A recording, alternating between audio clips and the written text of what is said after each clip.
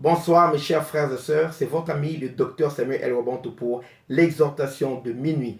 C'est notre troisième jour, nous continuons avec notre thème de la semaine, les oppositions.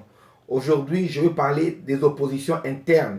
J'entamerai la première partie parce que en méditant, j'ai trouvé que c'était assez long, alors je diviserai ça en deux parties. Aujourd'hui, nous voyons la première partie. Nous parlerons du mauvais comportement des gens qui sont associés avec nous. Et la deuxième partie, je parlerai de la contestation, bien de la résistance des gens qui sont dans notre équipe. Aujourd'hui, nous parlons de mauvais comportement. Lisons la Bible dans le livre de Néhémie. Nous continuons avec notre histoire. Nous allons lire Néhémie chapitre 5.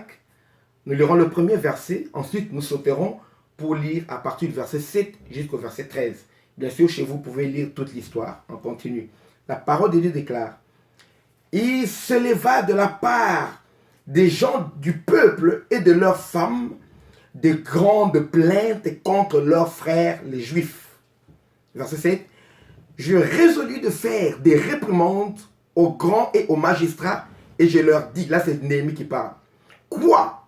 Vous prêtez à intérêt à vos frères? Et je rassemblai autour d'eux une grande foule et je leur dis, nous avons racheté selon notre pouvoir nos frères les Juifs vendus aux nations, et vous vendriez vous-même vos frères, et c'est à vous qu'ils seraient vendus. Ils se turent, ne trouvant rien à répondre. Verset 9. Puis je dis, ce que vous faites n'est pas bien. Ne devriez-vous pas marcher dans la crainte de notre Dieu pour n'être pas insultés par les nations qui sont nos ennemis? Moi et mes frères et mes serviteurs, nous leur avons prêté de l'argent et du blé. Abandonnons ce qu'ils nous doivent. Rendez-leur donc aujourd'hui leurs champs, leurs vignes, leurs oliviers et leurs maisons, et le centième de l'argent, du blé, du mou et de l'huile que vous avez exigé d'eux comme intérêt. Ils répondirent, nous les rendrons et nous leur demanderons rien, nous ferons ce que tu nous dis. Alors, j'appelai les sacrificateurs devant lesquels je les fis jurer de tenir parole. Et je secouai mon manteau en disant, que Dieu secoue de la même manière hors de sa maison et de ses biens tout homme qui n'aura point tenu parole, et qu'ainsi cet homme soit secoué et laissé à vide. Toute l'assemblée dit Amen, et on célébra l'Éternel, et le peuple tint parole. Néhémie avait un seul objectif, rebâtir la muraille de Jérusalem, parce que le temple avait déjà été reconstruit. Et pour cela, il avait besoin de l'unité de sa nation, il avait besoin de dynamisme de tous, car les ennemis étaient nombreux. Et pendant qu'il devait travailler, il ne pouvait pas tout faire seul, il a délégué son pouvoir à certains chefs, aux magistrats, des gens qui devaient avoir l'autorité sur le peuple, veiller sur l'avancement des travaux et distribuer de la nourriture au peuple, et surtout leur vendre des biens à un prix qui soit convenable pour tous. Mais certains ont abusé de leur pouvoir. Ces chefs-là ont commencé à vendre et à prêter de l'argent à intérêt au peuple d'Israël. Certains n'ayant pas d'argent, mais comme ils avaient besoin de biens, ils avaient besoin de vivre, ils ont cédé leurs champs, ils ont cédé leurs maisons. Certains ont livré leurs enfants comme des esclaves. D'autres ont réclamé, nous avons exposé nos filles. Je ne sais pas s'ils ont donné leurs filles comme des prostituées ou quoi, mais elles étaient allées comme des servantes, seulement pour avoir de quoi manger. Et Néhémie ayant appris ça, il a été fort outré, il a été indigné, il est venu voir les chefs. Des fois, les gens à qui nous donnons le pouvoir, les gens avec qui nous associons, ont un comportement qui détruit tout le travail que nous essayons de faire. Parce que, en fin de compte, ces gens-là, ils sont rebellés, ils sont levés. Nous, comment on va travailler? Nous sommes égaux, mais regardez, nous sommes réduits à l'esclavage simplement pour avoir de quoi manger au milieu de notre propre peuple. Quelqu'un comme ça, comment il peut encore travailler pour reconstruire la muraille? Comment il peut travailler encore au nom de l'Éternel quand tu ne vois même pas l'amour chez le peuple qui se réclame de l'Éternel? C'est un très grand mal que j'ai vu dans l'église de Dieu parmi les chrétiens. Des fois, un mal que je n'ai même pas rencontré chez les païens.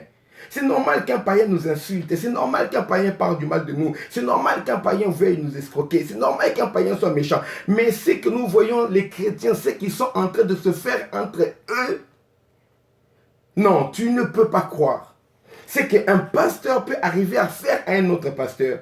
C'est qu'un frère en Christ peut arriver à faire à un autre frère en Christ. C'est qu'une soeur en Christ peut arriver à faire. Tu te dis, dans quel monde nous sommes? Mais tous se réclament de la Bible, se réclament du nom de l'Éternel. Des fois, ces attaques internes causent plus de dommages que les attaques qui viennent des païens, de l'ennemi. C'est difficile. Qu'est-ce qu'un païen peut faire pour me nuire, pour détruire? Tous les problèmes que j'ai eu dans ces 23 années où je suis en train de marcher avec l'Éternel, 95% de ces problèmes, ça vient des chrétiens, des gens qui parlent en langue.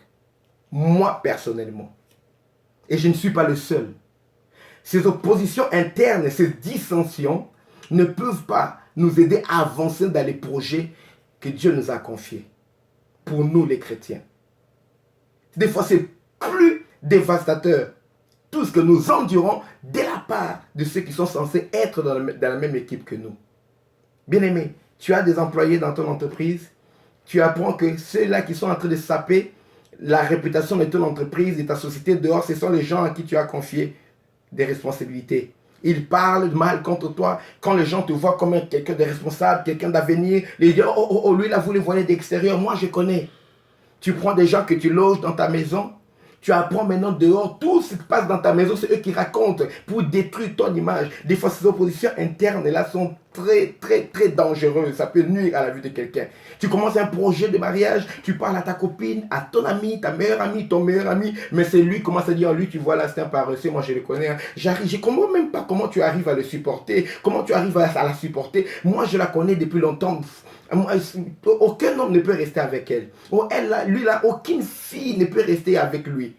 Ce sont les gens les plus proches des fois qui nous font très mal. Parce que j'attends rien de bon de la part de mes ennemis.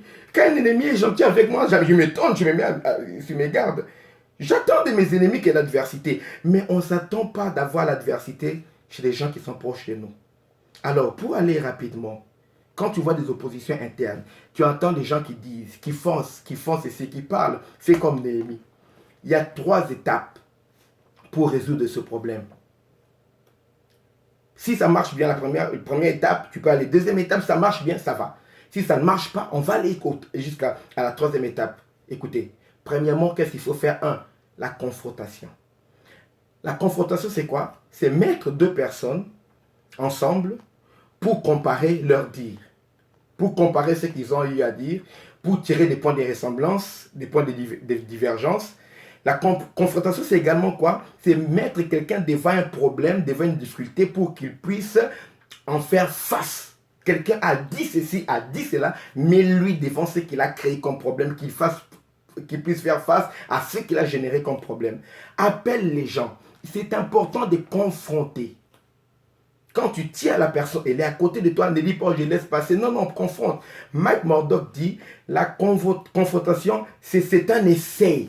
C'est une tentative pour sauver une relation, pour sauver une vie. Confronte la personne. Laisse la personne parler, s'expliquer et dis-lui ce que tu as appris.